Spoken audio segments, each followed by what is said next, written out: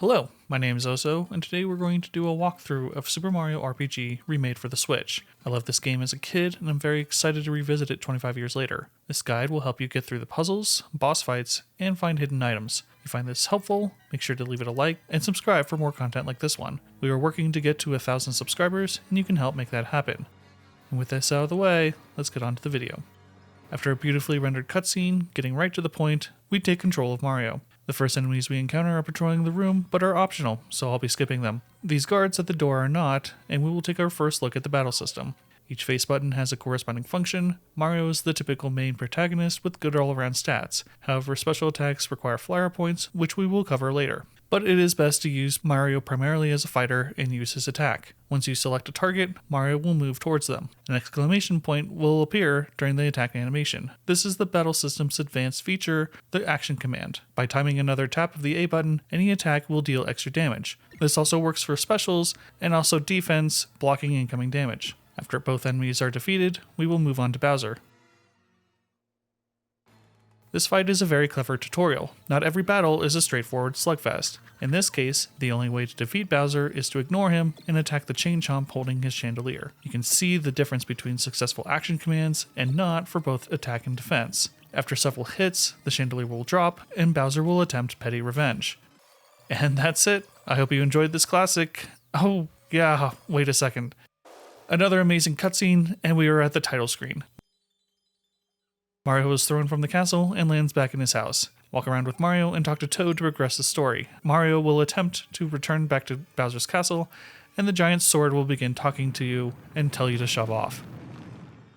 Return back to your house, and Mario will recount what happened to Toad. He will tell you to head towards Mushroom Kingdom, but before you can, he will interrupt you and offer a tutorial about action commands. If this is your first time playing, the tutorial is very helpful, but I'm going to go ahead and skip it. Now we are on to Mushroom Kingdom. Most fights are again optional and I'll be skipping a good portion of them, but feel free to fight as many enemies as you find necessary. As you get better with action commands, the game becomes much easier. You will find chests as you explore the area, either containing items or coins. And since I took some damage here, I'll be using a mushroom out of combat rather than using a turn during battle. After a battle, you may be given a prompt to either double your experience or coins from the battle. A short minigame will appear to find a Yoshi inside an egg. It's very easy to do and provides a small boost. You may also come across battle items after defeating enemies. This restored my health to full during mid-battle, and you can find stat boosts in others. Once you level up a character, you will be brought to a stage screen. The character stats will appear, and you will be given a bonus choice between physical, health, and magic. Mario has good all-around stats, but I recommend increasing physical or HP. By jumping on this rotating flower, Mario can jump onto higher platforms. This chest revealed a flower tap, which increases the total amount of flower points we have by 1. The second chest has a pick-me-up, an item used to revive a character mid-battle.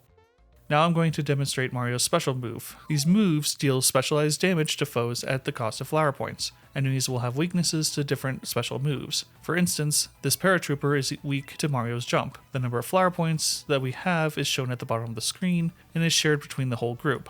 Mario has some very powerful specials, but at the cost of a lot of flower points to use. Also, Mario can do pretty good damage with his normal attacks, and other characters we meet along the way have better uses for the pool of flower points. Just make sure to use the action commands for additional damage. Save Toad from the paratrooper and he will give you a flower tap. You can use this item to permanently increase your max flower points or FP. However, you can also use this item to restore your FP, so it is better to save them until you're running low and preserve your syrups, which can save you a ton of coins. Note that this only works on held flower tabs that you can use in your items, not flower tabs that you find in the open world. Heading into the next screen, we come across our first major battle against the Hammer Bros. We're going to use our gauge move, which is a new feature in the remake. Successful action commands fill up the gauge, and at 100% you can use it. Since we just have Mario, the only option we have is the Toad Assist. He will provide a chest with a scrolling set of items, and we get a lucky star, which is kind of underwhelming. All action commands will automatically succeed for the next 2 turns.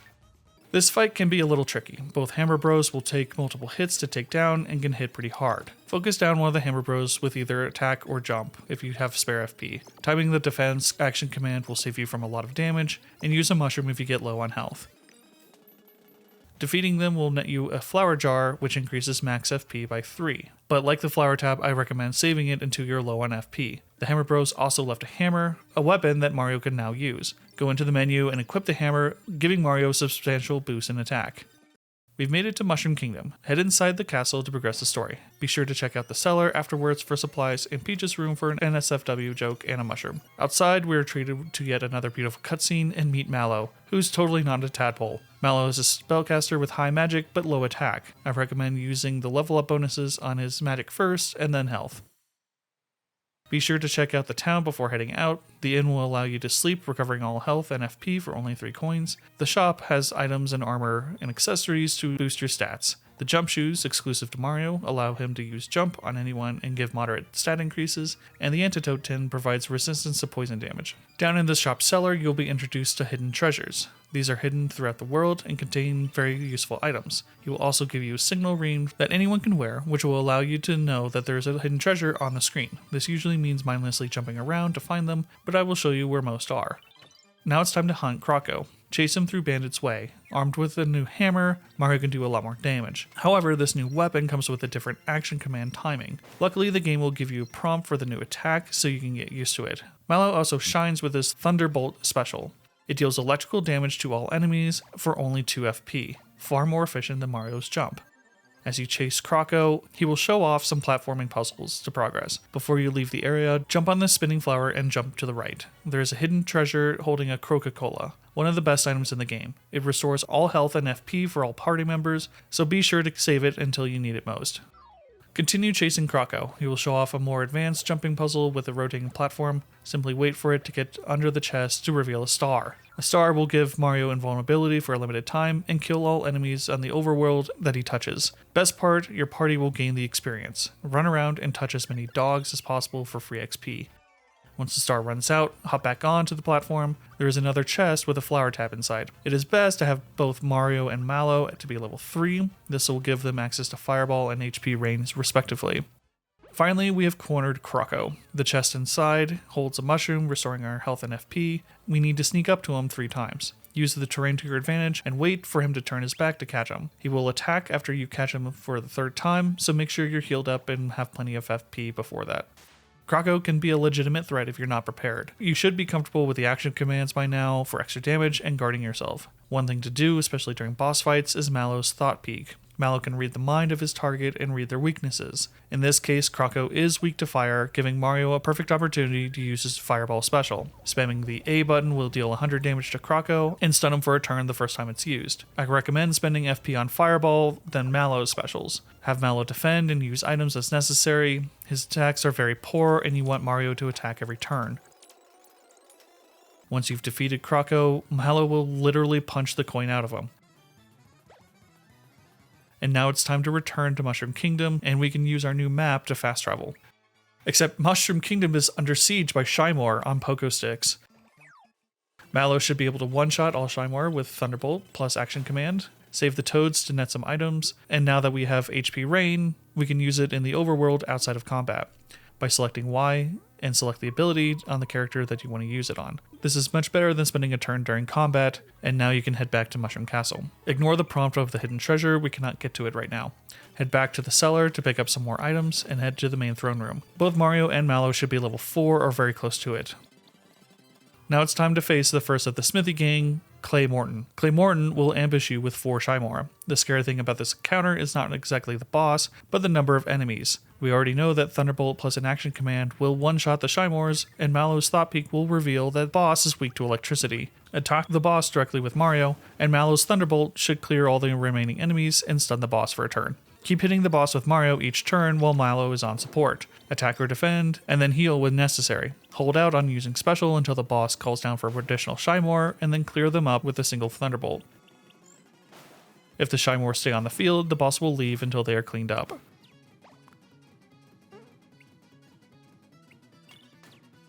Once the boss is down, you will receive your first star.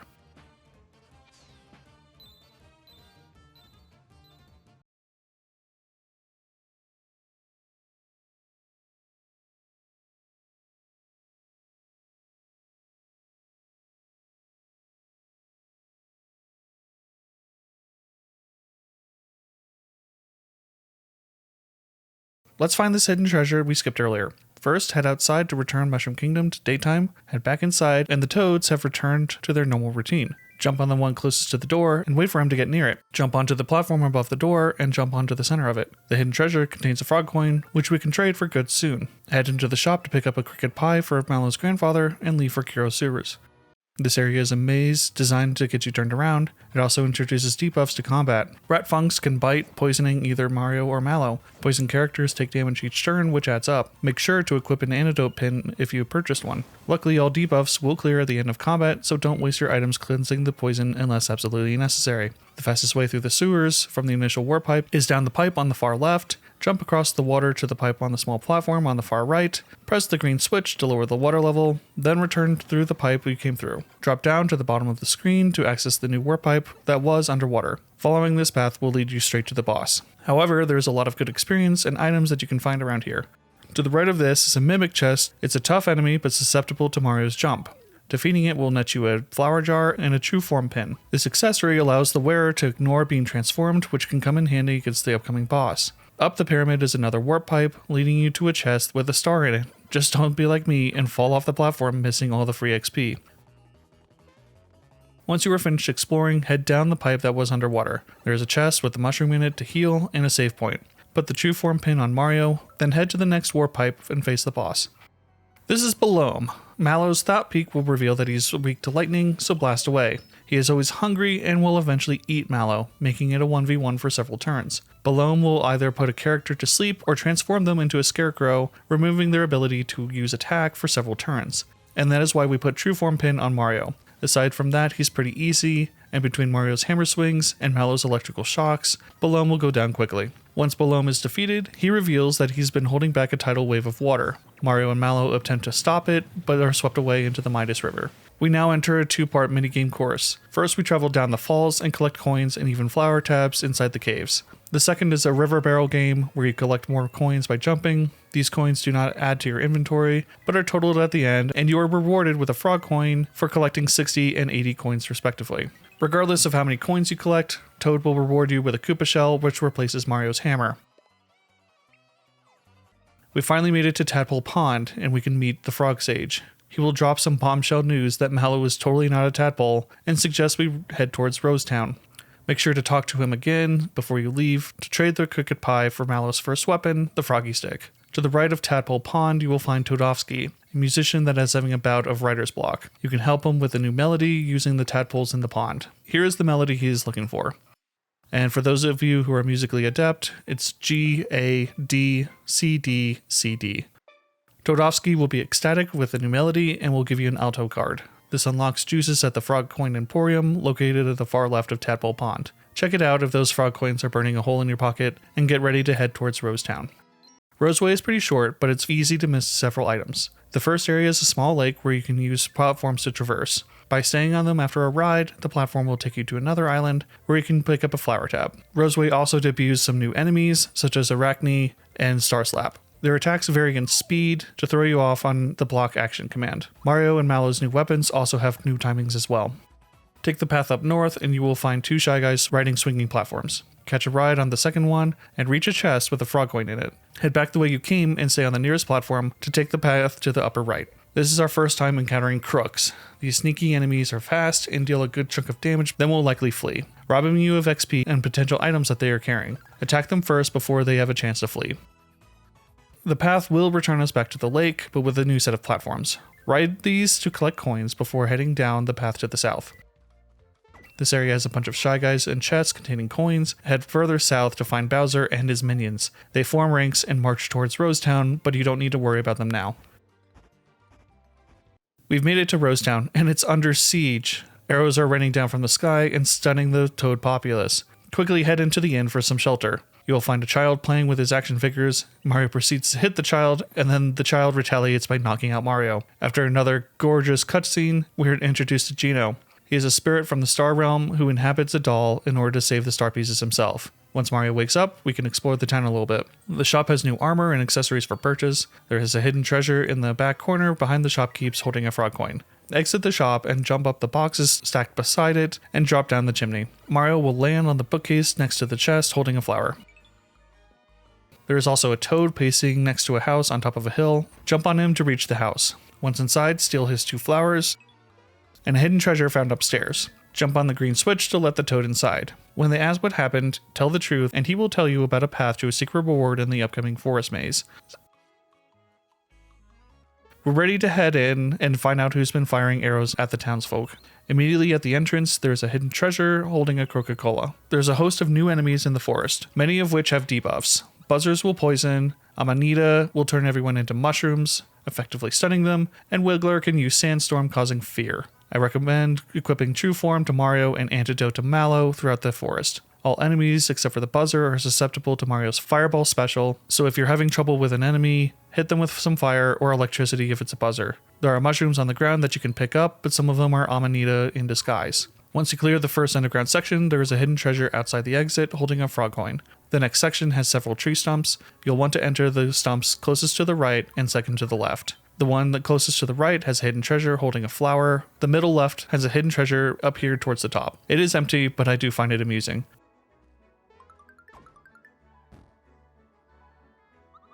Head towards the back of the area to find a cave with a sleeping Wiggler. Behind the Wiggler is another hidden treasure holding yet another Coca-Cola. Jump on the Wiggler to wake him and open up a new path outside. Traverse through this final cave and head back outside.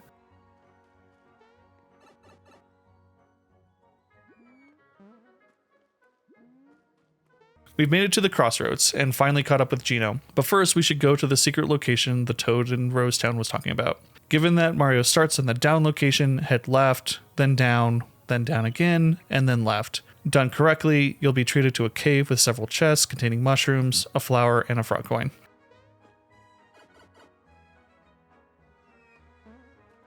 Now it's time to follow Gino. Reset by going down to reach the entrance and then back up. Gino will be heading right. He should be very easy to follow, but in case you lose track of him, his full path is right, up, right, up, and then left. You'll come to a clearing when done correctly. There is another hidden treasure in this small alcove to the left. Both Mario and Mallow should at least be level 7 before facing the boss. Go ahead and save, and make any last minute preparations before engaging Bowyer. After Mario saves Gino, he'll join the party. Gino is a glass cannon, specializing in both high physical and magic damage, but has very low health. Use both Gino and Mario to damage the boss, and Mallow on support to keep Gino alive. Bowyer is not a very difficult boss, but he does have a major gimmick. He lays out 3 tiles corresponding to your controller. He will shoot an arrow at one of them at random and disable that button for several turns, until he disables another one. Gino and Mario will have to alternate between using the attack and special to burst down the boss. Since the boss has no weaknesses, use Mallow to top off the party or replenish FP. Geno Beam is a hard-hitting, single-target attack that you can maximize very easily. Mario's Super Jump can also deal massive damage, but timing the jumps is a little bit more difficult. A twist in this boss battle is that once you've done enough damage to Bowyer, he will disable all 3 buttons, leaving the party with no ability to attack. Geno suggests that they work together and unlocks the triple move attack that was previously Toad Assist. You'll get an adorable cutscene for Star Riders to defeat Bowyer, and now the second star piece is secured. With Bowyer no more, Rosetown returns to normal. Head back into the inn to inform the child that Mario is stealing his doll forever. Acknowledging that Mario has bested him, the child provides a new weapon to Geno, the finger shot, in a veiled attempt to flip Mario the bird. Now that we've saved Rosetown and stolen a child's doll, we head to Moleville. However, first let's check out this pipe vault to see where it leads us. Note that this is entirely optional, and if you want to skip ahead to the main story, skip to the timecode here. Heading into the pipe, we are greeted by a room filled with lava. It may look intimidating endgame area, but it's not. Carefully jump past the fireballs and continue forward. Climb the steps and avoid the thwomp. Jump past the first warp pipe and into the second. We find ourselves in a hub room filled with multiple warp pipes. Go into the second one and fall into a room with a bunch of coins. Jump past the ledge of the upper platform to reveal a way up. There are 2 hidden treasures in here, each containing a frog coin. Also ignore the frog coin stuck in the wall, there's no way to actually get it. Use the spring to return to the hub room and go into the last warp pipe. Make your way through the next 2 rooms. The floating chest above the moving platform has coins in it. The warp pipe out of the second room will transport you to Yoster's Isle, where a bunch of Yoshi live and love to race the slowest method possible. To the left of the save station is another hidden treasure containing a frog coin. Walk past the Yoshi to find the traditional green Yoshi who you can talk to. He will offer to translate the other Yoshi for you, and you learn that Boshi is the current champion and bullying the others. After you grab some cookies from the red Yoshi pacing around, he'll accept your challenge for a race. This minigame did not translate well into flat screen televisions. The timing is completely off, it's very frustrating. If you find yourself having trouble, just cheat and use the Yoshi cookies for a burst of speed for an easy win. Beating Boshi will once again bring paradise to Yoster's Isle, and now you can use cookies to request aid from Yoshi during battle. After that little side trip, we travel to Moleville. A falling star has caused a cave-in, trapping 2 mole children inside. The populace is frantically trying to rescue them, and since the children happen to be near the star, we might as well help them. Head into the shop for some new supplies. Both Mario and Mallow can purchase new weapons, and Gino's finger shot as well if you didn't take it from Gaz in Rosetown. Most importantly though, is the shop offers to sell you work pants. This overstated piece of armor can be worn by anyone and is far better than anything else that you will find for quite a while. I recommend picking up at least one for each party member. Heading up to the cave entrance, you'll see that Bowser has also arrived in Moleville. He is having an employee retention problem, and like any good leader, chooses to ignore it. Inside the cave, the mole men have reevaluated their vocational interests and decided they're better off being footstools for Mario. Once we make our way into the upper level, we meet a Toad who is doing his best to ignore the current crisis in order to improve his financial well-being. The natural enemies here are not that difficult, but there are a lot of Bob-Ombs, who explode and deal a lot of damage if you miss the action command to defend. Bob-Ombs are weak to Mario's jump and fireball specials if you're having issues. In the next room, you'll find no enemies, a crossroads, and a lone springboard. The room to the right leads to a dead end, and further to the left is a mole man casually asking for explosives. We have no alternative but to jump on the springboard, hit the rock ceiling, and knock ourselves out. As we come to, Croco is back, and he has taken advantage of our current situation. He steals our coins with his crooks and makes a run for it. Chase him down as he clears a path with a bomb. As we continue the chase, he opens up the path further to reveal the entire area as one big circle. All 3 of his crooks do a poor job hiding from us, and engaging them will net us 50 coins and a flower tab each. However, it's very difficult to catch up to Croco, and the best method is to wait for him to come to you. Wait for him in the room with the springboard and ambush him as he enters from the left. Croco has some new moves, but he's still weak to Mario's fireball. However, Mario's normal attack will do more damage with the action command. At around half health, Croco will steal your items, so be sure to top everyone off and fill up your FP before that happens.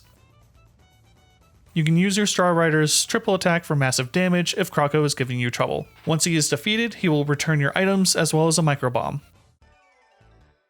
Head back to the mole man to the far left, and he will detonate it for you. He will want to follow you, but Mario tells him that he has completed his one function in life and will be a burden from now on. Climb up the crates to the upper level in the next room. You'll find 2 bombs and a chest containing a star. You use the star to dispatch the enemies for the next few rooms and collect coins in the chest upstairs. The next room has 4 bombs, marching in formation followed by a save point, and a chest containing a mushroom. Beyond that is another chest holding a flower. The boss is in the next room, so make sure to prepare. All members of the party should be at least level 7. Gino gets a new ability, Gino Boost, which raises the attack of a party member as well as their defense with a successful action command. This can really help with the upcoming boss. The boss has surrounded himself with bombs, which you'll have to navigate around, and you'll need to approach him from behind. Approach him from the front and he'll push you away back to the save point. This is Punchinello, the explosives expert. Like Clay Morton, the scariest part of the fight is the minions he summons, in this case, bombs. The fight will quickly become a race between you and the boss. Start by giving Mario Geno Boost and begin laying into him. He has no weaknesses, but Milo is going to need to worry about the minions. Punchinello will bring out 4 micro bombs after the first turn. They have very little health, and Malo's Thunderbolt will be more than enough to clear them out.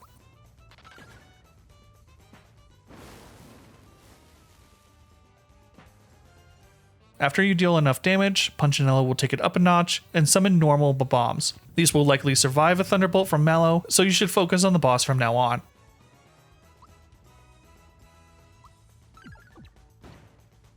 Deal enough damage to Punchinello, and the bombs will harmlessly die. Punchinello will get frustrated and say that you've asked for it. He will then summon 3 giant Mezzo bombs. Each of these have a ton of health, so it's best to ignore them and focus on the boss. Have Mallow on heal duty if necessary. This will be a great time to use the triple attack Star Riders for massive damage.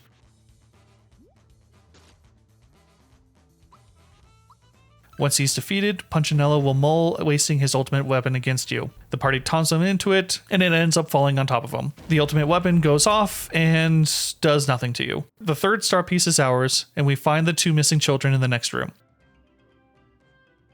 Welcome to the Mulville Mountain minecart minigame, a consequence of overambition on an aging console. There's no real trick to it other than spamming mushrooms during the 2D sections. Good luck and have fun. Once you are through the minecart minigame, the minecart bursts into the home of the worried parents. They thank Mario for endangering their children in a reckless minecart adventure that culminates with you crashing into their ceiling rather than sensibly walking them home. After saving the children, Mulville returns to normal. After a brief introduction to the snifters, head into the house to the left. A mole man will extort our need for fireworks for the absurd price of 500 coins. If you don't have that much, we can come back later. Trade the fireworks to the girl outside in her pretend shop for a shiny stone. We are quite the savvy investors. This item opens up a secret location later in the game. Back in the shop, the entrepreneurial Toad has opened a counter. He will sell you a lucky jewel for 100 coins. When used during combat, the item will trigger the Find the Yoshi minigame. It only has a few uses, so use it sparingly. Now it's time to head up Booster's Pass. It's a very small area with 2 screens, but also 2 hidden treasures. The first is to the far left up the plateau. Jump on top of the artichoke bush to reveal a hidden treasure with a flower inside. Head back down and up the cliffs to the right. Before exiting to the next screen, jump in the corner to reveal another hidden treasure with a rock candy. The next screen has some spikesters which are easily avoided. Run past them to the next screen to make it to Booster's Tower. And who do we run into outside of Booster's Tower? None other than Bowser himself. His great leadership decisions have left him minionless, and his only solace is to reminisce about the good old days of cackling while Peach cries out for help. But there's even more to this reunion. Peach is at the top of the tower sobbing. She hears the mutterings of Bowser and sees us down below. As Bowser seemingly wanders off, check the door. While the party mulls over how to deal with the simple lock, Bowser comes careening back and handles the door himself. We accept his offer to join his minions, as we've seen firsthand just how great of a leader Bowser is. And honestly, Mario is kind of tired doing all the work. Bowser is a heavy brawler. He has great stats and a large health pool. Overall, just a better version of Mario, albeit slower. A clear upgrade to the party leader. Oh wait, what's that? Nintendo mandated that Mario had to be in the party at all times? Well then. In all seriousness, Bowser is a very solid addition to the party. His specials cause debuffs such as Fear, which increases the damage dealt to targets and halves their own damage, and Poison. He will just be last in the turn order. The combat system only allows 3 party members at a time, but in the remake you can switch mid-combat. Switching out Mallow for Bowser gives you 3 big hitters without having to worry about flower points. Then you can just heal your party outside of combat using HP Rain. Inside Booster's Tower, head up the platform to the left. You'll see the entire line of boosters, and well, there's definitely a theme. Enemies inside don't share many weaknesses with one another, which is why I'm recommending Bowser in place of Mallow. They're all susceptible to fear, but it's faster just to attack them with the 3 party members. Booster will be leading us through the tower as we climb up. At the top of the steps in the room, there's a hidden treasure with a frog coin in the corner. Moving forward, Booster will welcome us to his tower, then claim he's too busy entertaining Peach, who landed on his lap, which I can only imagine happened quite literally. Continue up the tower and use the middle path inside. You'll see a chest just out of reach. Jump down to land on a seesaw with a bomb. It will launch you back up to reveal a masher, an upgraded hammer for Mario. Return up the tower and take the path following Booster. A green switch will open up something in Booster's path. Ignore it for now and continue forward. There's a cute Easter egg behind the curtains in the next room revisiting Mario in his 8-bit glory. Continue up the tower, only engaging enemies as necessary. Eventually Bowser will level up. I recommend using the bonus on his attack or magic since he already has a pretty sizable health pool. With Bowser, a new set of triple attacks is available. Mario, Bowser, and Geno will perform the shooting star shot for normal damage, while Mallow with Bowser and Mario will perform the clown car barrage, dealing elemental damage. Both hit all enemies, so you can't go wrong with either in large groups. You'll eventually come to a save point in a puzzle room. Flip the family portraits in order from oldest to youngest, as seen back in the entryway. A wrong answer will result in a battle and a reset of the puzzle. The correct answer from left to right is 6, 5, 3, 1, 2, and then 4. Booster will be behind the final puzzle and spit out a key. Use the key on the locked door and you'll find a chain chomp. Attempt to approach it and it will viciously attack. Bowser releases it off screen and now can use the chain chomp as a weapon. Bowser does get the best weapons. Even though he does swing it around, make sure to equip it in the menu. The next room has a bit of platforming and a chest holding a mushroom before launching yourself with a thwomp. Before heading further up, there's a hidden treasure containing a frog coin in the far left corner. The next room has several coins and a key. You'll be ambushed by lava bubbles by stepping on the black tiles, so jump between them and collect everything in the room. The locked door has a chest inside containing zoom shoes, which increase the speed of the wearer.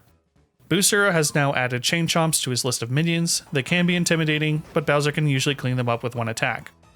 You'll finally meet up with Booster again at the end of his hit railway line. He'll begin throwing bombs at you after realizing Peach is calling out for Mario. Just ignore the bombs and move on. Climbing up further, you'll enter a room with a save point, a chest, and some large platforms. Use the platforms to jump up on top of the chest to reveal a hidden treasure with a goodie bag. This item can be sold for a large amount of coins. Retrieve the frog coin in the visible chest, then go to the lower right corner to find another hidden treasure containing a mushroom. Head into the next room, which is Booster's play area. Your party members should be at least level 9 at this point. Immediately head down to reconnect with Peach.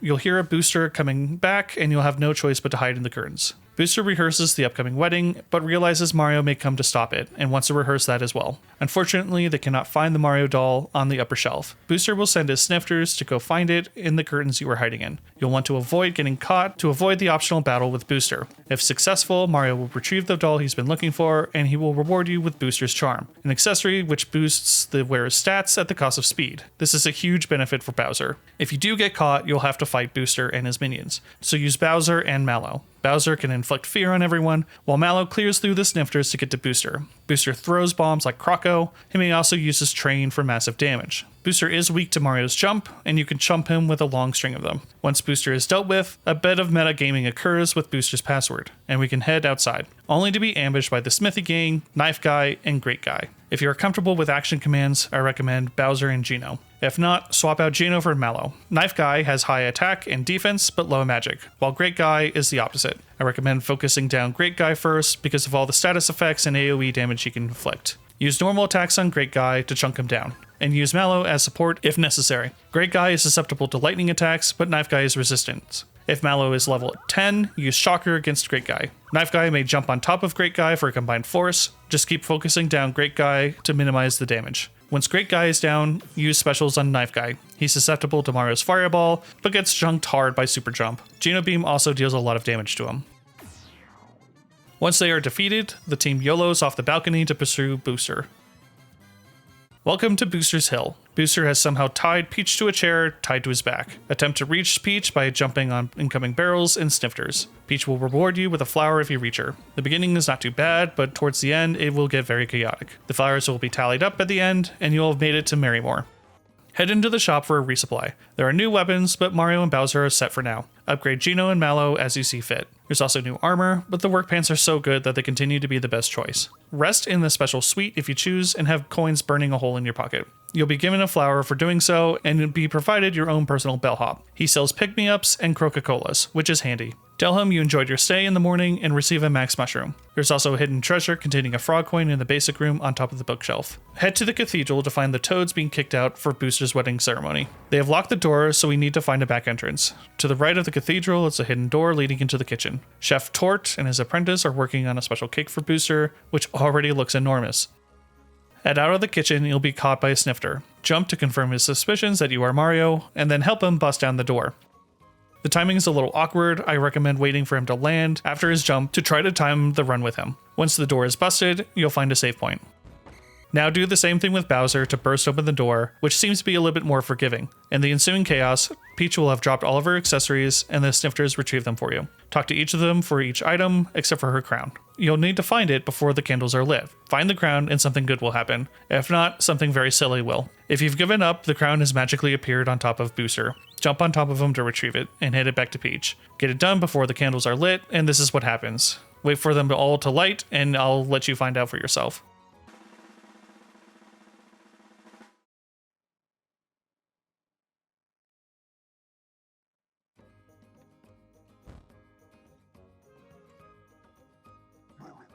Chef Tort has finished his masterpiece, and it is monstrous. The chefs are angry with you, attempting to take Peach away, and attack. This boss is a puzzle fight and can be confusing if you're not sure what's going on. Both chefs are weak on their own, but just ignore them and focus on the cake.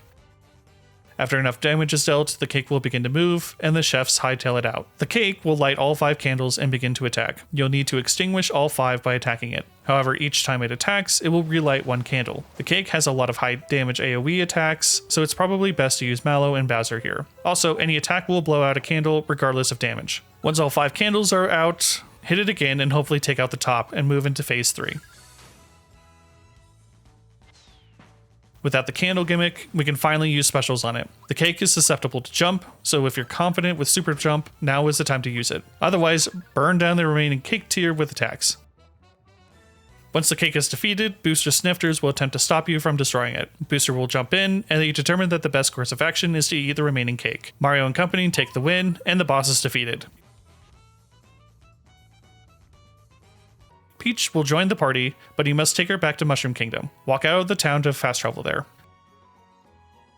After talking with the Chancellor, Peach will officially join the party after another adorable cutscene. If Mallow is a black mage, Peach is the white mage. Her healing spells are unmatched and even cure status ailments. Even better, she has a party-wide heal for only 4 flower points.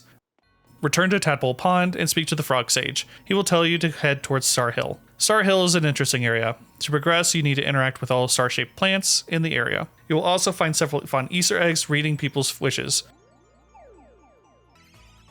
Strangely, most of the enemies here are weak to Mario's Fireball in case you find yourself against a tough special enemy. Finally, we find the star piece up in the corner by itself.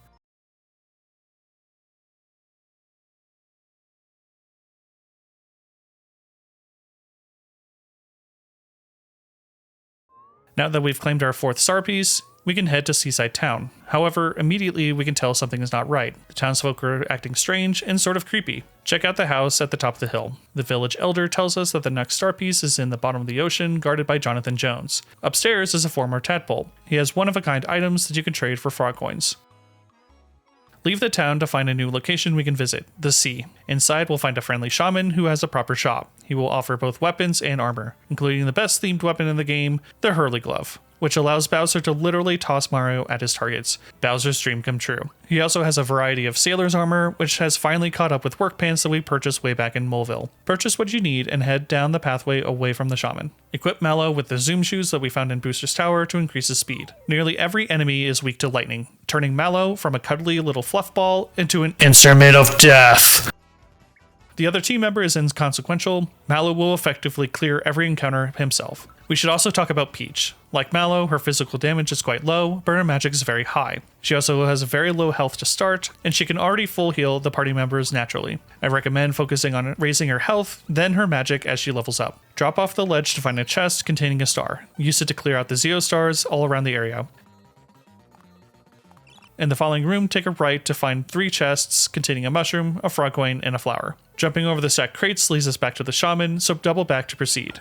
You'll see the shadow of a chest on top of an unreachable plateau. Use the whirlpool in the water to descend and head into the cave. The air bubbles will lift you back up to collect the max mushroom. We've now made it to the ocean. Use the whirlpool to descend and make your way to the wrecked ship. Then use the warp pipe to go inside. To the right is a save point, and to the left is our path forward. The minions who will be facing are mostly undead. They are especially weak to the item Pure Water, but also Mallow's lightning specials. Dry Bones cannot be defeated by normal attacks, so continue your devastation with Mallow. The chest on the bottom of the stairs contains coins, which you can reach jumping from the staircase. The next room has several doors guarded by creepers. It's unclear if this was an oversight, but you can walk past them straight into the doors. Each door has a different room with a puzzle in it. Solve the puzzle and you'll be rewarded with an item and a clue to a password needed to proceed. The first room has a stack of crates with a paratrooper and a floating switch. Manipulate the paratrooper to knock the cannonball on top of the crates onto the switch. Simple enough. The second room has 3 springboards pacing back and forth and 3 corresponding switch boxes. Use the switch boxes to position the springboards to bounce a cannonball between them onto the switch. The third is a 3-dimensional maze that you must navigate. This one is tricky and requires several blind jumps. Don't get discouraged if you don't get this one.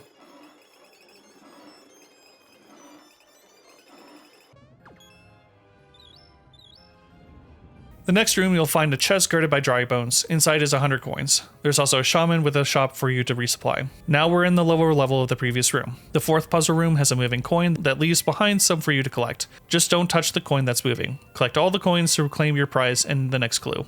The 5th puzzle is another timing one. Hit the switch block to launch the cannonballs in sequence. Jump to knock the cannonballs into the 3 blocks above to solve it.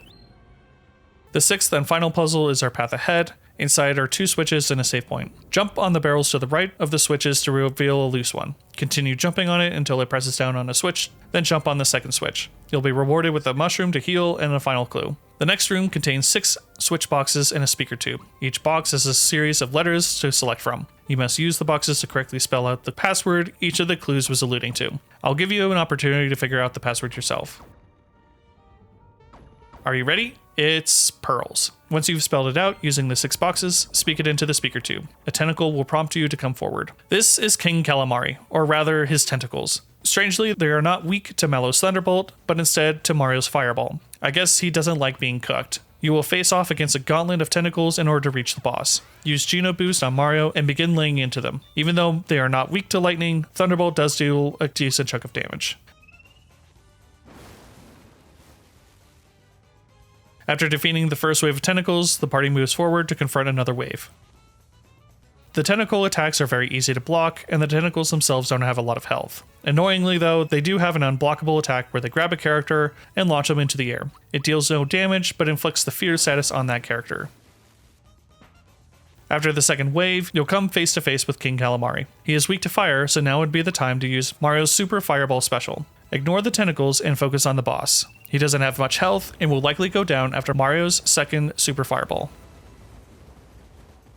With King Calamari defeated, we push on towards the treasure room. Enter the room with a single dry bones wandering around. Jump on the crates and take the upper path. This leads to a room with a bunch of alley rats on top of cannons. Jump and avoid getting hit by the bullet bills to reach to the next room. If hit, Mario falls to the floor and you'll have to try again. Once passed, you'll make it to a room with 2 chests on top of a pile of crates. Use the barrels in the corner to get on top of the crates and collect the coins inside. The next room, Mario will come face to face with himself. His doppelganger will mimic your movements for the most part. Just don't talk to him though, it does have a purpose. Along the wall towards the doorways, jump as you approach the doppelganger. Mario should land on top of it. Jump again to reveal a hidden switch block and a hidden treasure. Repeat this again on the opposite wall to retrieve a Coca-Cola. Now talk to the doppelganger to reveal it was just a creeper. Exit the room and ignore the dry bones into the next room. Down the stairs you'll find a chest containing a mushroom and a save point. Over the boxes is another chest containing a mimic called a Wah-Oh. Like the mimic found in Kiro's sewers, this enemy is tough and only weak to Mario's jump attacks. Its normal attacks and Piranha Plant can deal serious damage. It can also spit out mini Goombas who attack on their own. Keep Mario healthy and use the super jump. Mallow and Bowser can deal with the mini Goombas as they come out. Defeating the Wah-Oh will earn you the Safety Badge, an accessory that allows the wearer to ignore all status effects. This is perfect for either Peach or Mallow. The next room is partially submerged in water with frog coins at the bottom. Go to the next room to find a whirlpool to retrieve them. Use the submerged door to move forward. You may run into jellyfish named Luco at this point. They are resistant to lightning attacks, so use normal attacks or Mario's Fireball to bring them down. You'll eventually come to a large room underwater. If you look carefully, you'll see a door behind the stacked barrels to the upper left. Walk behind them to access the door. Inside is a chest with a safety ring inside, which protects the wearer from one-hit KOs. Continuing on, jump on the barrels and climb out of the water. The next room you'll be confronted by several sharks in bandanas. Mallow will make quick work of them with his electricity. Grab the mushroom inside the chest and follow the sharks up the stairs. We are confronted by another group of sharks, and again our Puffball of Doom will make them a non-issue. We're coming up to the boss. Party members should be around level 12 for this fight, and make sure everyone's topped off before heading to the next room.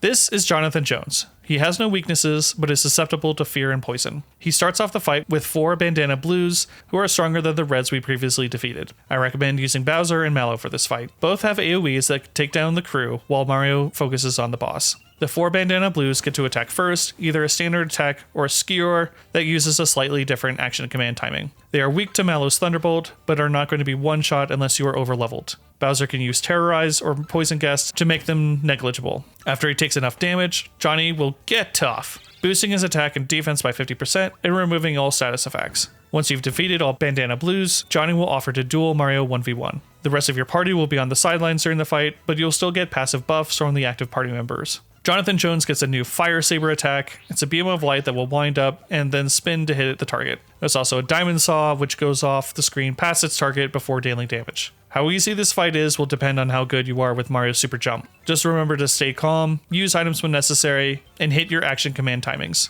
If you leave one bandana blue up to the entire fight, Jonathan Jones will never prompt Mario for a 1v1 duel. Just clear out the rest and focus on the boss with all party members. After you've defeated Jonathan Jones, he will congratulate you and offer a star piece as a souvenir for your fight. Head into the next room for a quick exit out of the wreck ship. Return to Seaside Town to be ambushed by the townsfolk. They demand the star piece we just recovered. If you refuse, they will perform one of the most heinous forms of torture, tickling. With no other choice, we relinquish the star piece and they dash out. Follow them to the cove to find them waiting for evacuation. After seeing that we've caught up with them, they consider swimming for it. However, Jonathan Jones cuts them off. Being cornered, the townsfolk have no other choice but to reveal their true identity, Spiridovich of the Smithy Gang. Spiridovich has a substantial health pool and can deal massive damage with AoE, Water Blast. Hilariously, he will fix his own head to his spear as an attack. Mallow's Thought Peak will reveal that he is weak to lightning, giving the Fluffball another chance to shine. Use his Shocker special to chunk the boss. After enough damage, Spiridovich will create a Mirage copy of himself, which can also attack. Use Thunderbolt to snuff out the real boss. The Mirage copy will take more damage than the actual boss. Keep focusing on the boss while ignoring the copy. Having both Peach and Mallow is a good idea. Peach can heal while Mallow is bursting down the boss. Eventually he will go down, and we secure the star piece for a second time.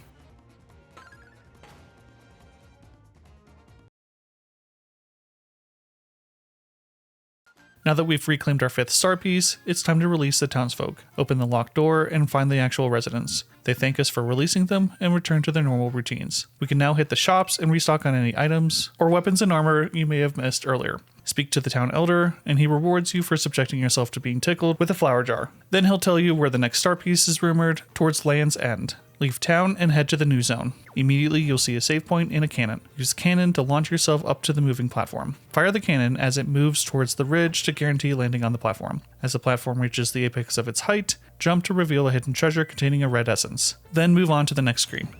Another cannon will launch you into a small pit. As you land, 3 chows will jump out and surround you. Enemies here step up the difficulty, and several will be special enemies with increased health and damage. A lot of these enemies are weak to ice, so bring out Mallow to cast Snowy if you are having trouble. Once you clear out the enemies, jump south of the pit to reveal a hidden platform. Return to the cannon and launch yourself onto the platform. Ride it to grab a treasure chest containing a frog coin, and then jump to the opposite side of the mesa to reveal a hidden treasure with a Coca-Cola. Move to the next area to find several tall columns to jump across with geckets crawling around. They will fall and jump back up, allowing you to time your jumps to avoid them. Once you make it past, head to the next screen. Immediately head to the right. Between the 2nd and 3rd purple flowers is a hidden treasure containing a frog coin. Jump onto the rotating platform to head up the hill, avoiding the stingers. At the top of the hill, fall to get to the next area. You'll fall next to a shaman with several platforms leading to the desert area. The shaman will offer a minigame to send bullet bills at you as you jump across. Either way, make your way across and fall off the cliff into the desert section.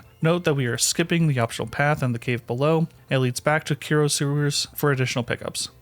Once you've made it to the desert, the friendly rat will tell you a hint to get to Monstro Town. Jump into the whirlpools with a Shogun Ant. 3 successful times will land you in Belome Temple. Use the save point and hit the chest to reveal a star. Use it to plow through enemies, and then fall into a pit with the arrow pointing down to land into a large room with several geckets. Clear out as many as you can with the remaining star. Then jump behind the crates in the upper left corner. The shaman will offer to sell you another star for 400 coins. The next room is the start of the temple. Another shaman will offer you a shortcut for 100 coins, which will be handy later. Moving on, there's a chest with 50 coins and another shaman. He will tell you a fortune for 50 coins, which is very convenient. Pay him and hit the Belome faces to proceed. Head through the next room, ignoring the gas cloud, and through the warp pipe. Hit the chest and the great door will open. No need to prepare for a boss fight just yet. Continuing on, there's a chest with more coins in it. Then use the temple wall to jump on top of the chest to reveal a hidden treasure with a frog coin. There's another hidden frog coin in the corner here, and a 3rd and final frog coin inside the last chest. We're nearly out of Belome Temple. Hit the tongue to reveal one of 2 messages. If he's not accepting visitors, turn back and return to reveal another message. This will lead to a treasure vault that we cannot access yet. If he's hungry, the path leads to the boss fight. Take the block down and prepare to fight Belome a second time. Party members should be level 15 or above. Belome 2 plays out a lot like before, but with a new trick up his sleeve. He will eat a party member at random, then make a clone out of them.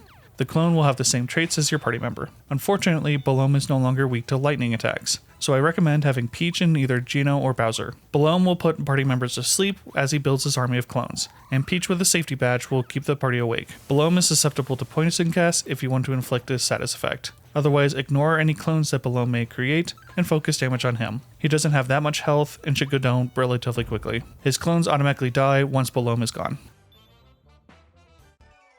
A switch will appear to continue forward. Head down the warp pipe to finally make it to Monstro Town.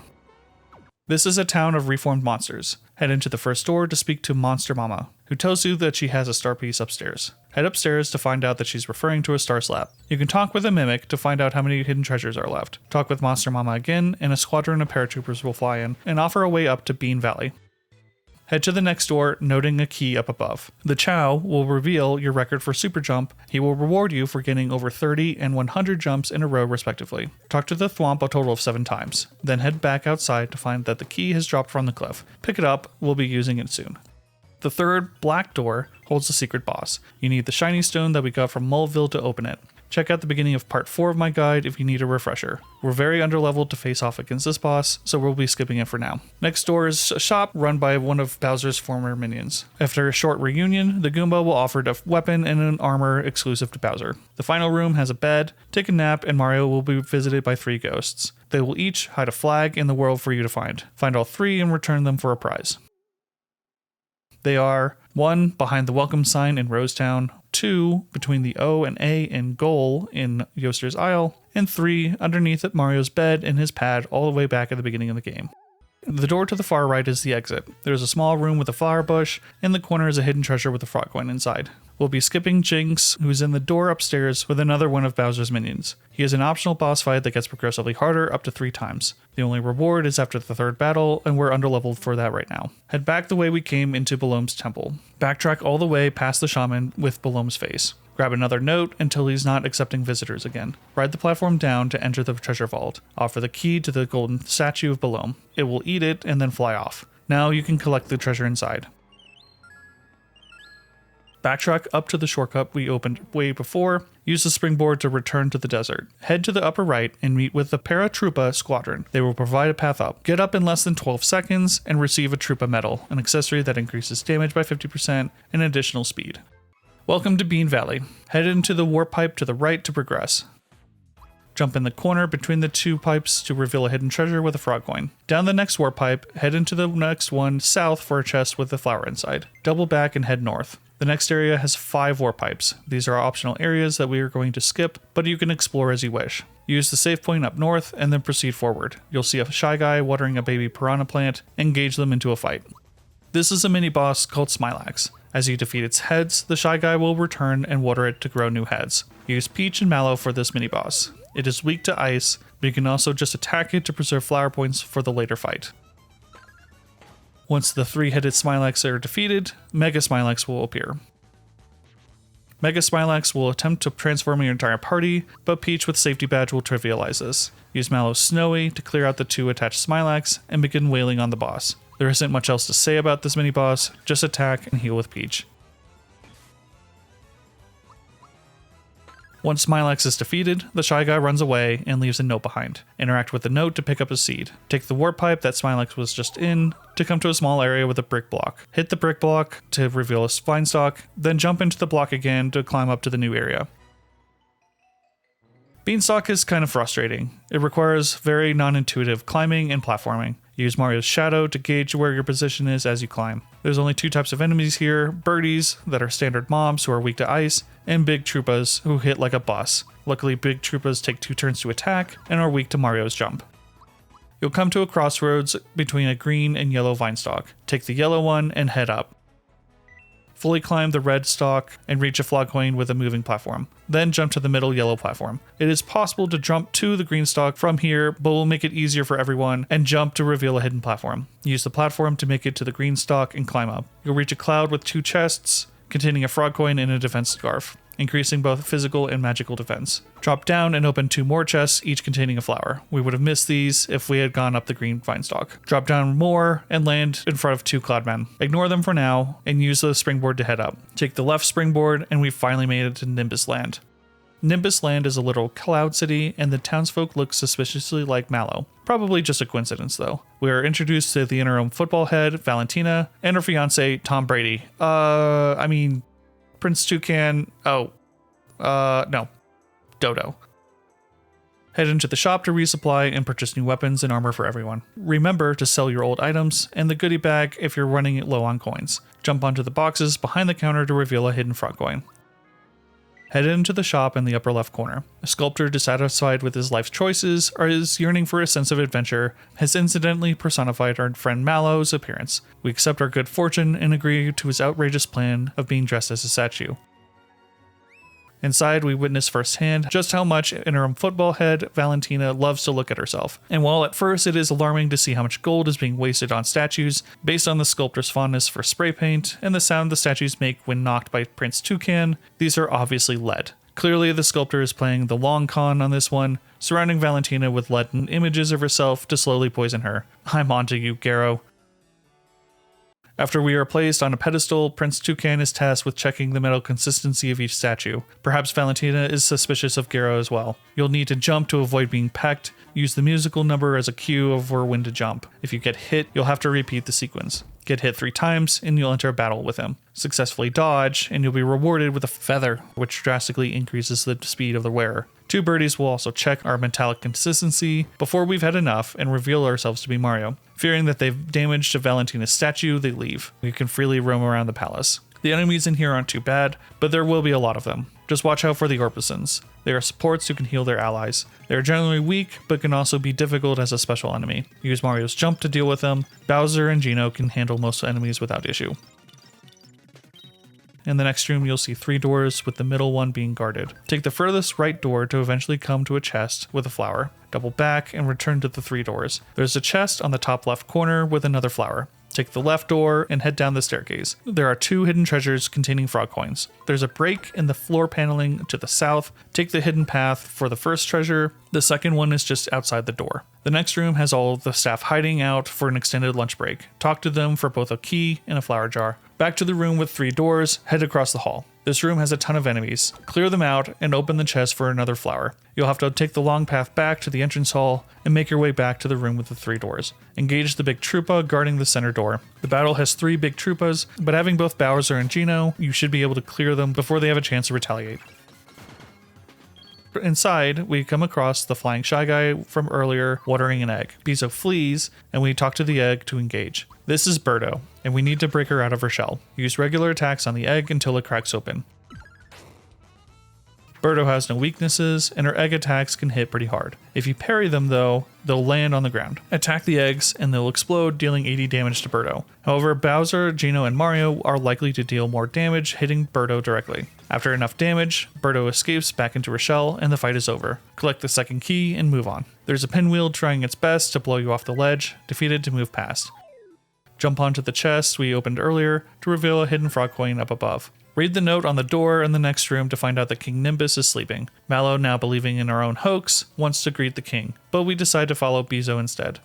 Clear through another squad of big Koopas. However, Bizzo has already warned Princess Footballhead. She makes a break for it, and we follow suit. Avoid the bluebirds as best as possible. Inside the long corridor, you'll see a chest up above. Jump underneath it to reveal a platform. Inside the chest is a star. Clear the room and attempt to sack Tom Brady. The next room is a blind fall outside the castle. Prepare for the boss fight, and make sure that Bowser is in the middle, second in the party. Party members should also be level 17. The boss fight will automatically start as soon as you return to Nimbus Land. Use the springboards to get back. The townsfolk is running a screen to stall Footballhead for us, and we're able to catch up.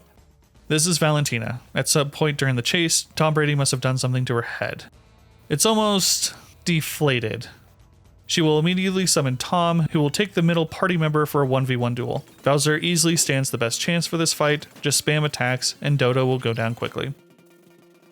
Back to the main fight, Valentina will bitch slap the remaining 2 members of your party. Geno boosts Mario for extra damage, and sub in Peach once the party needs healing. After Valentina has been hit enough, Tom and Bowser will return to the fight. Ignore Dodo, and just focus on Valentina.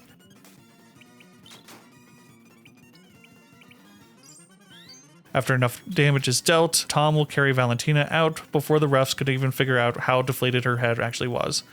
With Valentina gone, Mallow goes to rescue the king and queen. Still under the delusion that they are his parents, but due to the fame and notoriety of Mario and crew, King and Queen Nimbus are starstruck and are willing to play along. They suggest that a star may have landed in the nearby volcano, and perhaps they're thinking that Mallow will be lost in the process.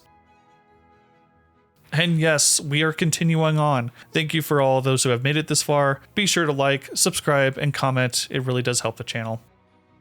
Fastest way out of the castle is through the back. In the long corridor, the chest has been refilled with the flour. Jump off the ledge, then head back to Nimbus Land. Head to the far right side of the cloud, and eventually you'll find a hidden pathway where Bezo is hiding. Talk to him, and he'll give you fertilizer. We're going to make a quick detour before entering the volcano. Head back to Rosetown, and walk past the next screen to a lone house. Talk to the Hermit Toad, and he'll talk your ear off about the seed and fertilizer we just picked up. Give him both, and watch as a vine stalk grows out of his house. Head outside, and climb the vine stalk from his chimney. You'll climb up a cloud platform with 2 chests, each containing a lazy shell. The first is Mario's ultimate weapon, increasing his attack by 30. The second is a piece of universal armor, which drastically increases the wearer's defense at the expense of attack and speed. Putting this on Peach will make her nearly indestructible, though it will lower her healing a bit.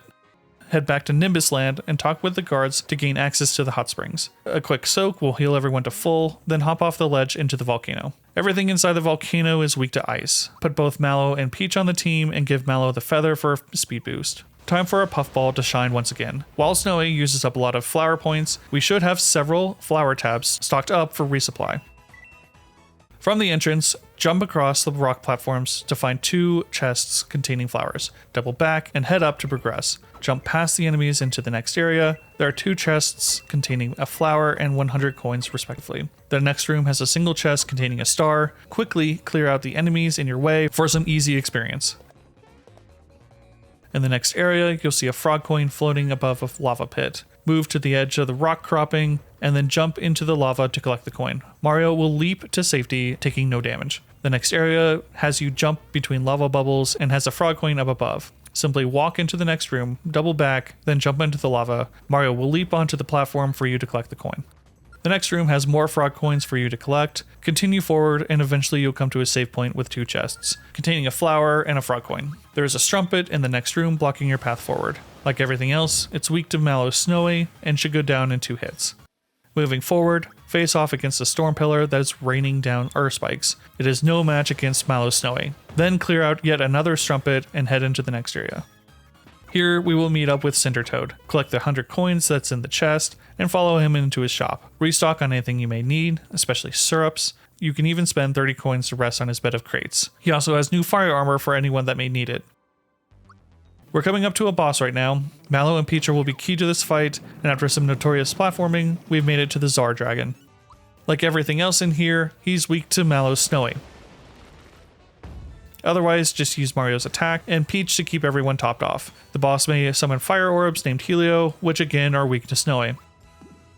Deal enough damage to him, and Czar Dragon will fall back into the lava. But he's not finished just yet, as he comes back undead as Zombone. He's no longer weak to Snowy, but is weak to lightning, so pivot to Shocker. This is a very special intensive fight and may require multiple syrups. After enough damage, Zombone will be defeated, and we claim our 6th star piece. I hope you enjoyed this guide. If you did, leave it a like and comment, and... Right, we're not done yet. These are the Axum Rangers, 100% legally distinct from the Power Rangers. Working with the Smithy gang, they've stolen our star piece. We chase them all the way back out of the volcano and into their Megazord. Axe ship. This fight can be very tricky. They have 5 party members to our 3, and while it's tempting to cast a bunch of AoEs, it's better to pick them off one at a time. Party members should be level 18 or higher for this fight. Use Bowser for his high damage and health, and Peach for support. Each member of the Axum Rangers is unique. Pink is their support healer, black is fast and attacks twice, red is their leader and all-arounder, green is their spellcaster who will cast AoEs and debuffs, and yellow is the fat one. All 5 will attack first before we get to respond. Immediately prioritize Pink first, since she will heal any damage you deal to any other party members and is the weakest of the 5. You can use Bowser's poison gas to debuff everyone except for Yellow to get some tick damage going. It shouldn't take long for her to tell Red that her makeup is running, which, yep, that's a thing. And she'll be out for the rest of the fight. Next, focus on either black or green. I chose black because I didn't like his shades, which he tells Red broke once he's defeated. Personal victory. With 2 down, things become significantly easier. You can even use the starry shell spike for big chunk damage to the remaining rangers. Green is exceptionally weak to normal attacks and tells Red he has a headache once he's defeated. This leaves Yellow and Red left. Yellow has pretty good defenses, but is weak to Mario's jump. He'll tell Red that he's hungry once he's defeated. This only leaves Red left. Make sure everyone's topped off before defeating him. He does have the most health out of the 5, but the chip damage from poison gas will take its toll. Once everyone is defeated, Red will power up the ship's robotic head, the Blade. Breaker Beam will deal 100 damage to everyone in your party, so be sure everyone was topped off. It does require a turn to recharge, giving Peach enough time to heal everyone back up to full. It is weak to Mallow's Shocker, but Mario and Bowser should do enough damage to take it out with normal attacks alone. Deal enough damage, and the head will disappear, and the ship will crash. The party makes it out unscathed, and finally we retrieve our 6th star piece. We've claimed our 6th star piece, there's only one place left to go, Bowser's Castle. But first, let's do some cleanup for upgrades to give ourselves the best fighting chance. First, grab the 3 flags from the Musty Fears. They are located behind the welcome sign in Rosetown, under Mario's bed in his pad, and the goal in Yoster's Isle. Also make sure to pick up the lazy shells in Rosetown if you haven't already. Then return to Monstro Town and sleep in the bed to be rewarded with the Ghost Badge, which doubles the defense of the wearer during combat. Now let's go face Jinx. Upstairs, we'll find another one of Bowser's minions inside a dojo. After a quick battle, his sensei Jinx will appear and offer to duel the party.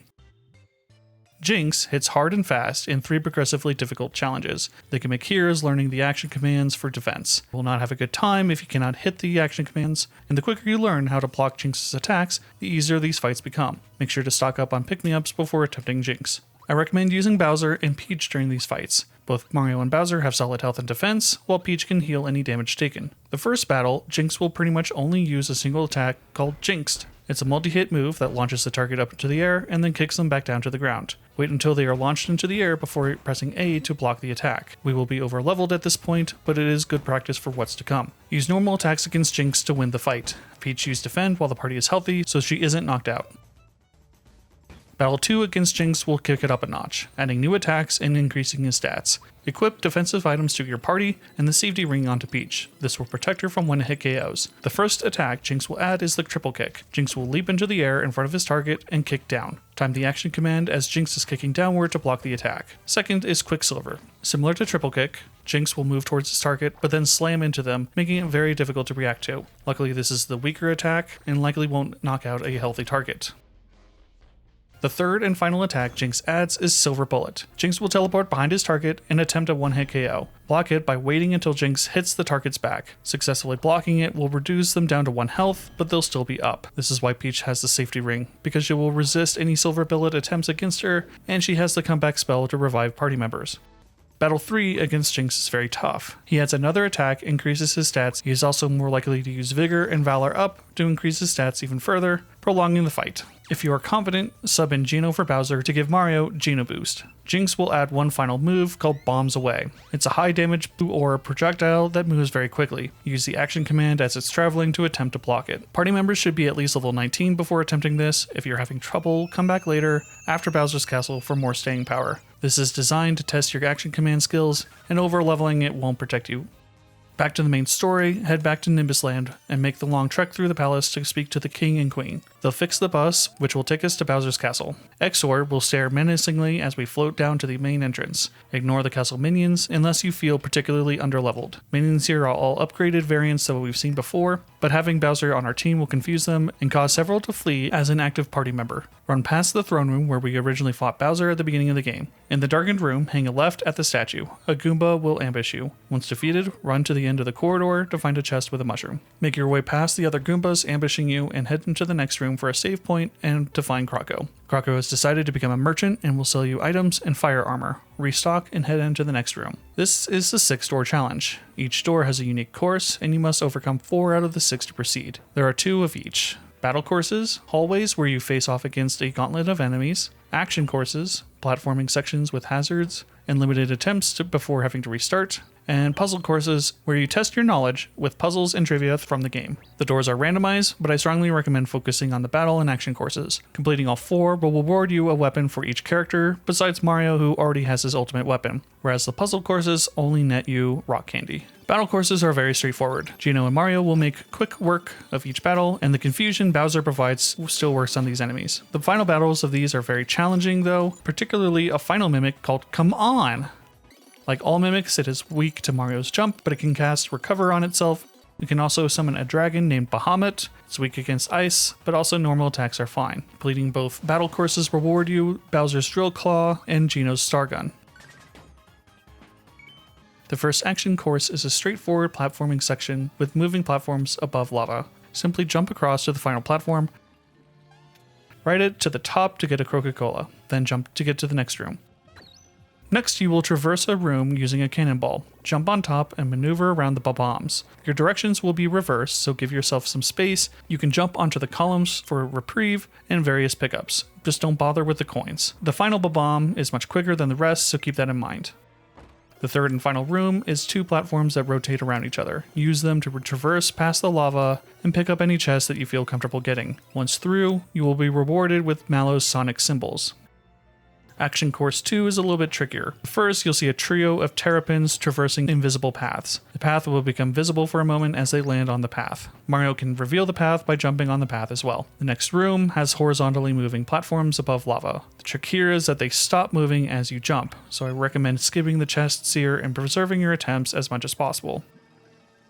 Finally, we get a nod to the original Donkey Kong game. A chain gorilla will lob barrels down the path as you climb. Donkey Kong will grunt as he sends a barrel directly towards you versus sending them down the path. They will also come in sets of 3 to 4, so time your jumps to the next platform accordingly. As you reach the giant ape, you will flee, rewarding you with Peach's Super Slap. I won't be going over the puzzle courses. If you do enter one, I recommend intentionally failing it and avoiding that door for the others. Once past 4 rooms, we'll face off against Wizakoopa. This fight isn't too hard, and being a caster, his health will be drained very quickly by normal attacks. Wizakoopa will eventually summon one of 3 monsters. While that summon is out, Wizakoopa cannot be targeted. Bahamut is the dragon we faced earlier against the Come On, and the strongest of the 3. Focus it down, or use Snowy from Mallow to take it out. King Babam looks scary, but Mario's Super Fireball will make quick work of it. And the Jinx clone does have the one-hit KO attack, but it only has 320 health, and 2 normal attacks should be enough to take it out. Once the summon is gone, focus down Wizakoopa, it won't take much to defeat him. Wizakoopa will change color and agrees to help us. He summons a chest with unlimited coins and heals the party by talking to him. Inside the left door is Croco, who has supplies and legendary armor for each character. Stock up and head through the right door. This next room is a little annoying. There are thwomps slamming down, halting your progress, and bullet bills which engage in battle. It's not particularly difficult, just tedious. We finally made it to another throne room. We jump up to the chandeliers to face off against Boomer. Boomer's mechanic is that his stats change with his color. Red will make him susceptible to magic, and blue will make him weak to normal attacks. He's not particularly difficult, and I end up just attacking him with Mario and Bowser despite his color. If you want an easier time though, use Mario's Fireball and either Geno and Mallow while he's red, and sub in Geno or Bowser while he's blue. He does have a one-hit KO attack called Shaker, just block as he extends his blade out. Defeat Boomer and he will show off his high school theater chops before disappearing. Our characters take a ride up the chandelier to what I thought was the final boss back in 1996. I mean, he's on the title screen. How could he not be? This is Exor, a beast of a boss worthy of the title screen. Or he would have been if it weren't for a major oversight. But we'll get to that in a minute. Use Peach and either Bowser or Geno for this fight. Exor has 4 hitboxes, 2 eyes, his mouth, and then the top skull head, which is actually his vital part. Unfortunately, Exor cannot be damaged unless both eyes are disabled, and each hitbox can attack, which can be a lot to deal with. First, deal with his eyes. The left and right eyes have 300 and 500 health respectively. Focus them both down to knock them out as close together as possible. Once both eyes are defeated, sub in Geno to the party. Geno has a little used ability known as Geno Whirl. It does moderate damage to its target, but max 9,999 damage, hitting the action command. Of course, this wouldn't work on bosses, except for Exor. Due to either a programming error or an oversight, Exor is susceptible to being one-shot by Geno Whirl. Timing's quick, press the action command just as Geno is stretching out his arm, and he'll one-shot one of the toughest bosses in the game. If you cannot get Geno Whirl to work, return to Bowser, use Mario in his Lazy Shell to hit Exor direct while Bowser and Peach both knock out the eyes and his mouth. Exor only has 1800 health, so it should go down after a few turns. Once defeated, Exor will open its mouth, and our party will be transported to the Weapon World. Luckily, upon entering, we can also leave Weapon World, restock on any supplies, finish up any side quests before continuing. Once ready, jump onto the hex nuts to move across the gap and press forward. Enemies here are undead and susceptible to pure water. It's best to use Geno or Bowser and use regular attacks to clear out the enemies. Make your way across hex nuts to the next room. You will see a green switch, amoeboids falling all around it. Avoid them and hit the switch to proceed forward. There's another save room and then a chest in the next room with an Ultra Hammer for Mario. Our current weapon is still better, but it is nice to have. Jump on the springboards to proceed. This is Countdown. Its spells are weak to lightning attacks, so bring Mallow with Peach. Both the clock and each of its bells can attack.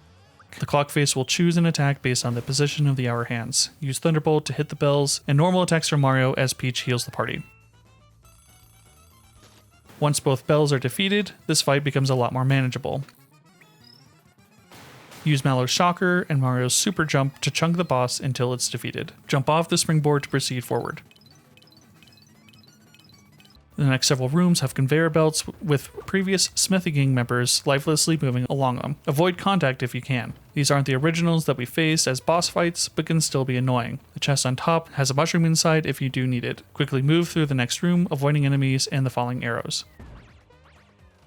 Past the patrolling booze is a chest with a royal syrup inside. Move across the fast-moving conveyors. Past some more booze is another chest with a max mushroom. Proceed into the next room. The next area is a lengthy series of conveyor belts positioned as steps. Machine-made Bowyer will come crashing down to meet you. Like all machine-made enemies, he's not as good as the original. However, he maintains the gimmick of locking out one of your options during combat. Adjust your strategy as needed and knock him out. Next is a winding path guarded by patrolling machine-made Axum Rangers. Quickly jump over them if you're not interested in fighting. Quickly jump up the next set of conveyor belts to avoid the fight with another Bowyer. Use the save point and proceed into the next room. Inside you will find several ninjas and a machine-made Spiritovich falling onto a brick block. The room to the upper right has a mushroom and a flower inside chests. Avoid the ninjas and engage the Spiritovich. Use normal attacks and he should go down quickly. The brick block will explode, giving us a way out. And we land right in front of our next boss encounter, Cloaker and Domino. These two are very similar to Knife and Great Guy at the top of Booster's Tower. Cloaker has good physical attributes and Domino has good magical ones. I recommend focusing down Domino first. He is the weaker of the two and has several AoEs and status effect attacks, where Cloaker will only strike one target. When either is defeated, the other will back up and merge with a giant snake. It's a good idea to keep Peach to cleanse and heal for this fight. Geno boost Mario if you feel confident, or use Bowser for better defenses. The new Fuse boss has substantially more health and adds a bite and poison attacks. Cloaker will continue to swing his sword or throw it at a single target, while Domino will keep up status effects and magic attacks. The snake's poison attack will still poison its target even when it's blocked. Focus all attacks on the snake, ignoring the merged boss. Both will go down once the snake is defeated.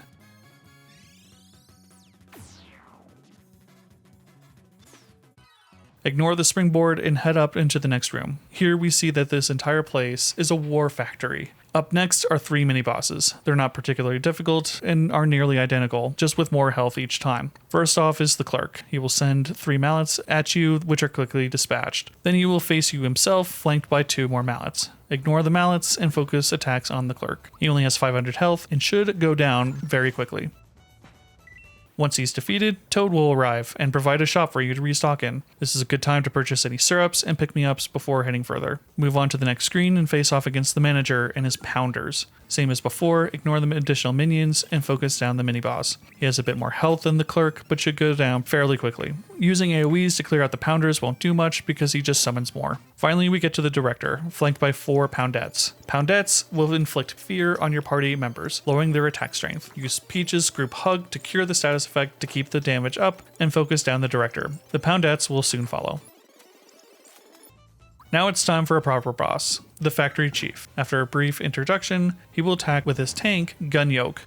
The Factory Chief is a ninja who attacks quickly and inflicts status effects. Gun Yoke is a powerhouse tank with its own breaker beam. While Gun Yoke is weak to ice, Mallow just doesn't have the defenses for this fight. Instead, I recommend using Bowser and Peach. Both bosses are susceptible to poison and fear, which can help mitigate the damage. Focus down the Factory Chief first. He has lower health, and his attacks are a bit trickier to time the action command for blocks. Yes, Gun Yoke does have the breaker beam, but Peach always seems to be next in line to immediately heal. Once the Factory Chief goes down, there's not a whole lot Gun Yoke can do. Whittle him down and then win the fight. We're at the final boss of the game. There's no turning back after this. Party members should be at least level 20 to 21. If you've been having trouble with the bosses so far, maybe a good idea to level up before attempting Smithy. Once you feel ready, press the green switch to use the crane to face the boss.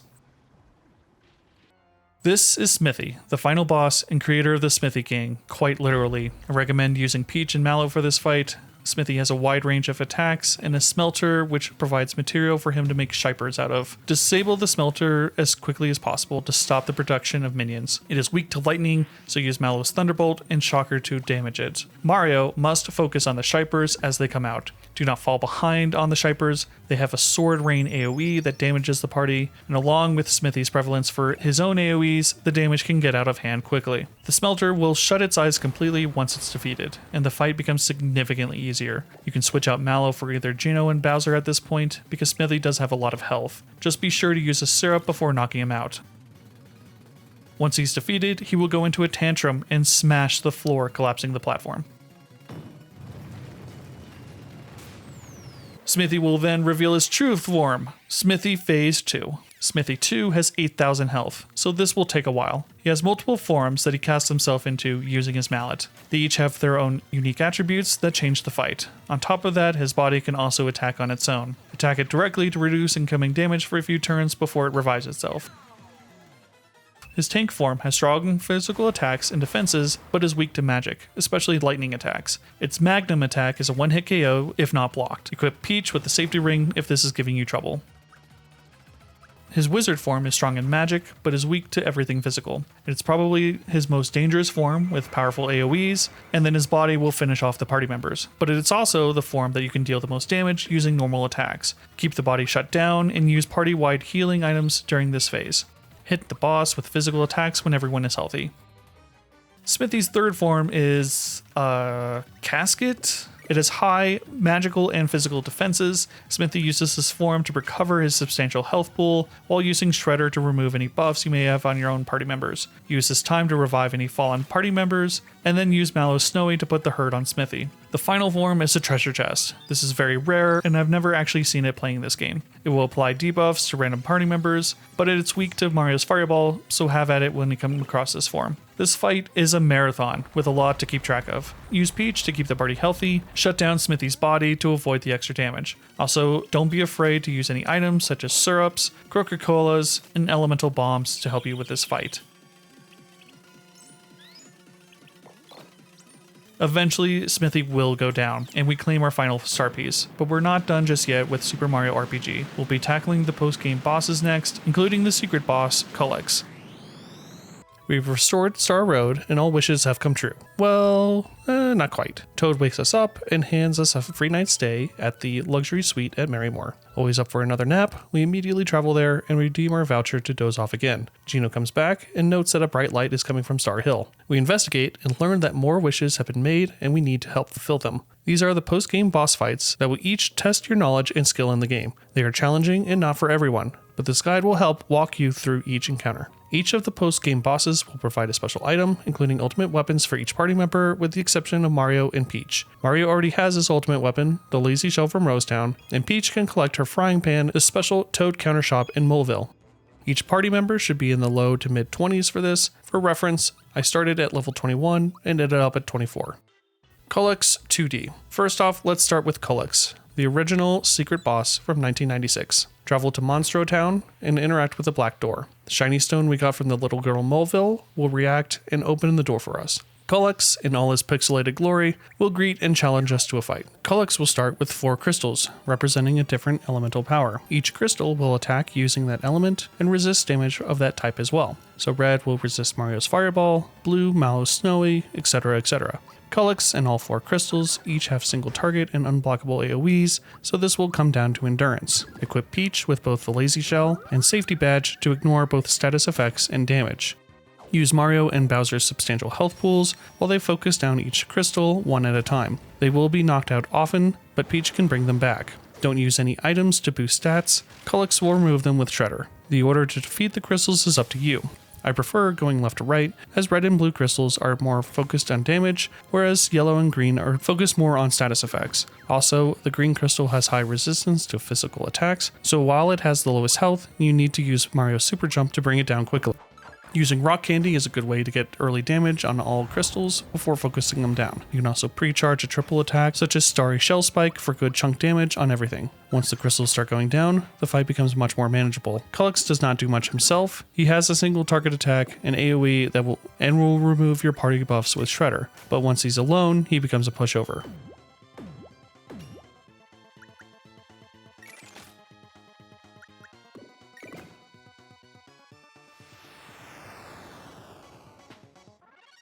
Mario-style Jinx is the most straightforward of the post-game battles. Just make sure to equip the Jinx belt on Mario and the safety ring on Peach to guard against Silver Bullet. The final party member should be whomever you are most comfortable with using the action command for attacks. Jinx wants to learn the nature of the triple move attack and challenges you to perform it against him. He will reset your gauge to 0, so there's no point in filling it beforehand to cheese it. Chain together a series of attacks and blocks against Jinx to fill up the gauge to 100. Jinx uses the same moves as before, but with boosted stats. It's also common for him to attack twice in a row due to his increased speed. Party members will inevitably go down, but Peach's comeback is another opportunity to add to the gauge rather than using a pick-me-up.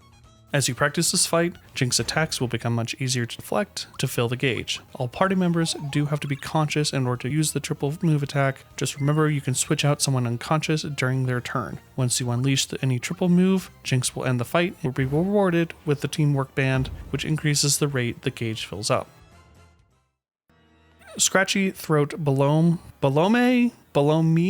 Anyway, this overgrown dinner roll has returned for a third time, and something is lodged in his throat. Need to help get it out. He has significantly increased HP, and his clones now provide shields for him, so we cannot ignore them like before. Start by poisoning Balome with poison gas. This will eat away at his substantial health pool, even while we deal with the clones. However, it will deal less damage as the fight goes on. Balome will eat a party member at random and make a clone out of them. He can have up to 2 clones at a time, and while a clone is out, Balome will not take any damage from regular attacks, but he can be damaged from specials and being poisoned.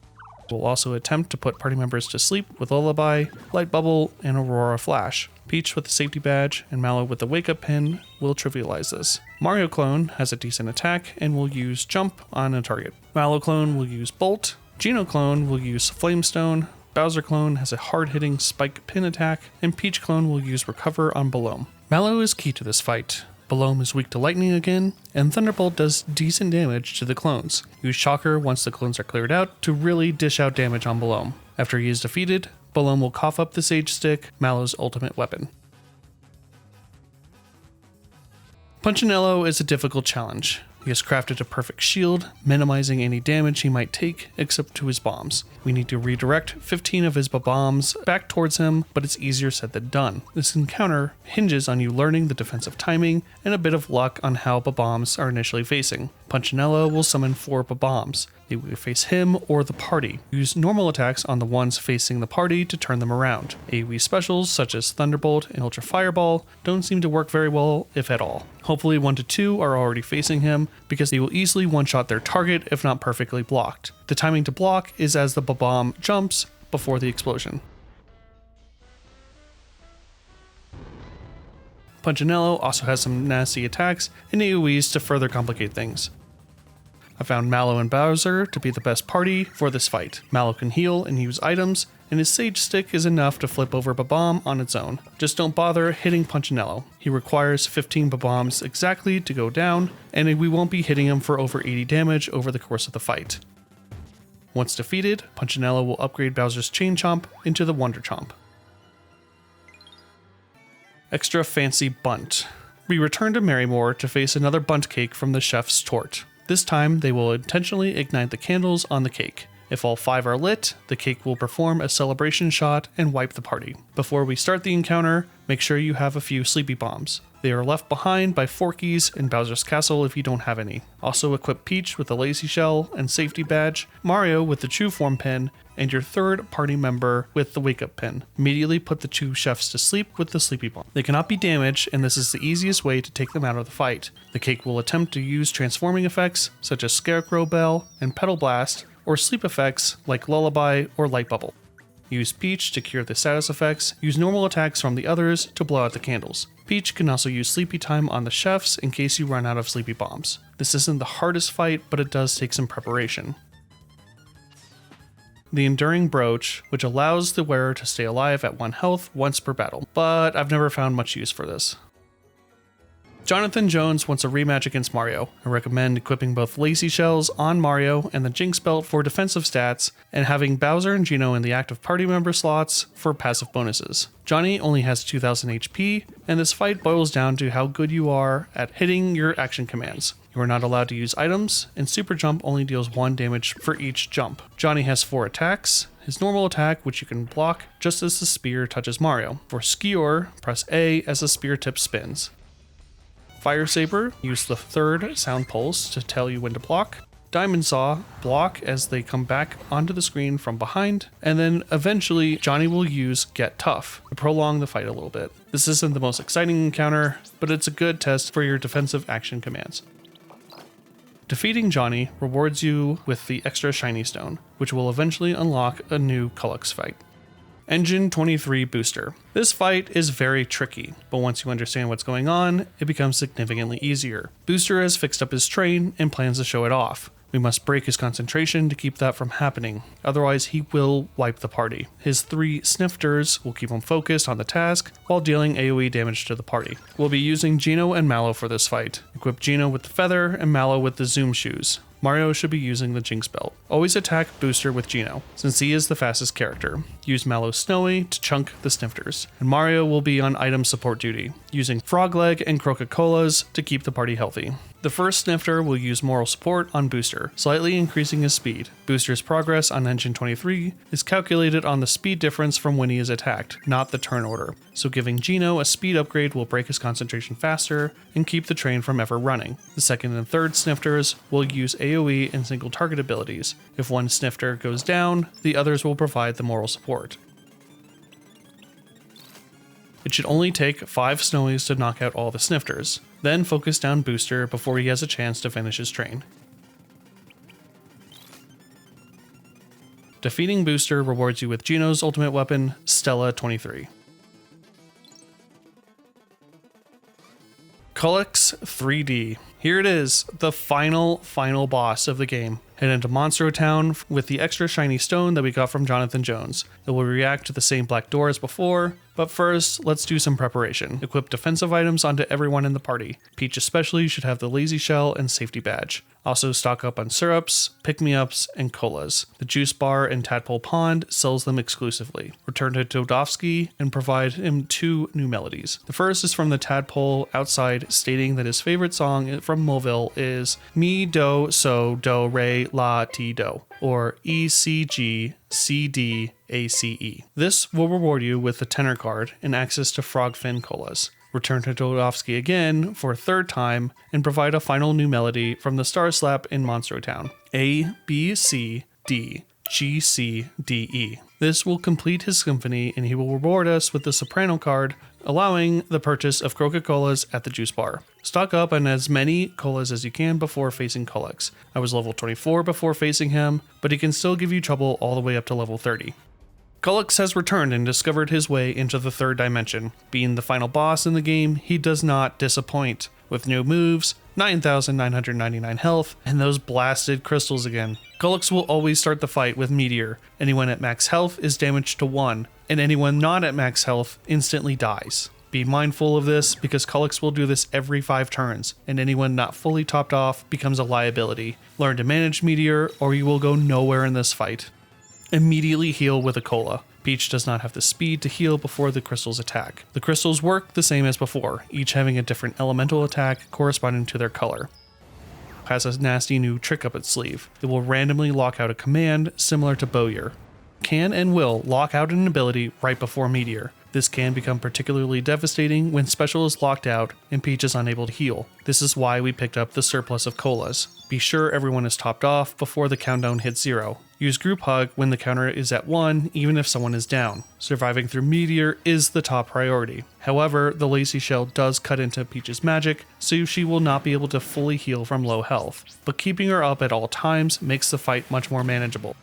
Be sure to hit the action command for comeback so party members don't return with half HP. Use your triple move attacks when available. Starry Shell Spike and Clown Car Barrage are useful at dealing massive damage to all targets. Shooting Star Shot, not so much. Cullix will remove the buff you get with Shredder. Healing Rainbow is particularly useful because it will heal your entire party to full and revive any downed allies, even inactive ones. It's a really good reset if you are falling behind. The crystals are much stronger than before and will provide a buff to Cullix and the remaining crystals once defeated. Red will provide Vigor Force, blue Magic Force, yellow Valor Force, and green Nimble Force. I personally recommend focusing them down left to right due to red and blue's propensity towards unblockable AoE attacks. However, if green's lockout is giving you issues, focus on it first. Use Mario's super jump to chunk it out. Yellow also tends to run out of FP during the fight and becomes useless. As crystals are destroyed, Cullix will add a single target crystal attack which hits very hard. Time the action command as he swipes down to block the attack. Once all crystals are gone, Cullix remains very strong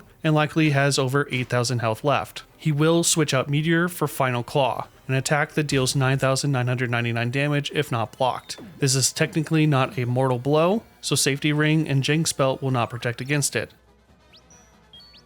The timing to block is very strict, but it also has the same swipe animation as the crystal attack. This fight is a marathon in every sense. Cullix will attack multiple times per turn, likely knocking out party members and draining your resources. Focus on hitting your action commands and you will take control of this fight.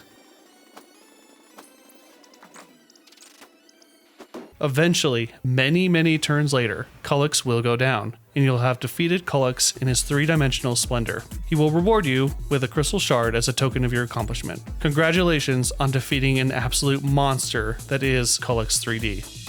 I really hope you enjoyed these guides. What started out as an innocent romp of nostalgia turned into a major project. If any of these were helpful to you, please be sure to give it a like and subscribe to help the channel get to 1,000 subscribers. Also leave a comment on what it took for you to beat these post-game bosses or any strategies I may have missed. It really does help the channel navigate the algorithm. My name's Oso, and thanks for watching.